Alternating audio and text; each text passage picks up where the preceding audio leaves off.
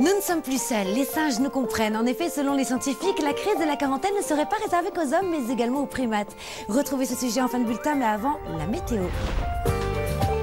Le cyclone Narelle poursuivra sa route en direction du sud, mais ne menacera pas de zone habitée. Sur l'Australie, on retrouvera un temps lourd et orageux le long du littoral nord, ainsi que sur le centre-est du pays.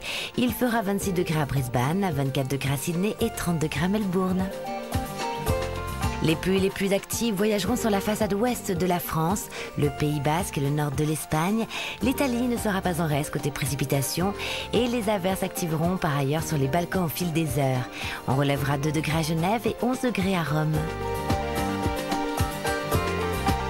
Les intempéries intéresseront une zone allant de Chypre à l'ouest de la Géorgie, en passant par une partie centrale de la Turquie. Partout ailleurs, beau temps en perspective, regardez la carte, avec par exemple 20 degrés à Doha ou encore 25 degrés à Mascate. Quittons le Proche et Moyen-Orient et faisons une escale en Asie. Plus particulièrement vers l'équateur, où l'activité tropicale s'annoncera faible, à modérée, voire soutenue sur l'île de Java ou encore sur le Timor oriental.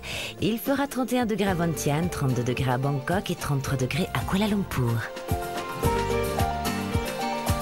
Le soleil dominera sur Saint-Denis malgré une évolution orageuse au fil des heures. En revanche, des averses orageuses éclateront sur Port-Louis.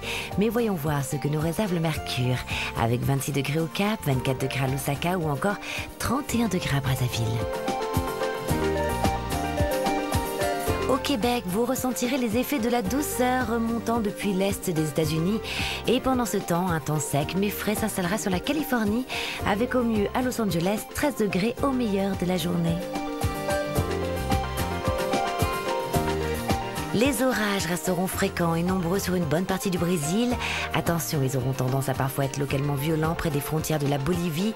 Sinon, un peu d'instabilité sera à l'œuvre sur l'ensemble de la cordillère des Andes. Il fera 29 degrés à Montevideo. Les singes aussi passent par la crise de la quarantaine. D'après une étude écossaise, les grands singes dépriment vers le milieu de leur vie. Ce malaise ne serait donc pas typiquement humain.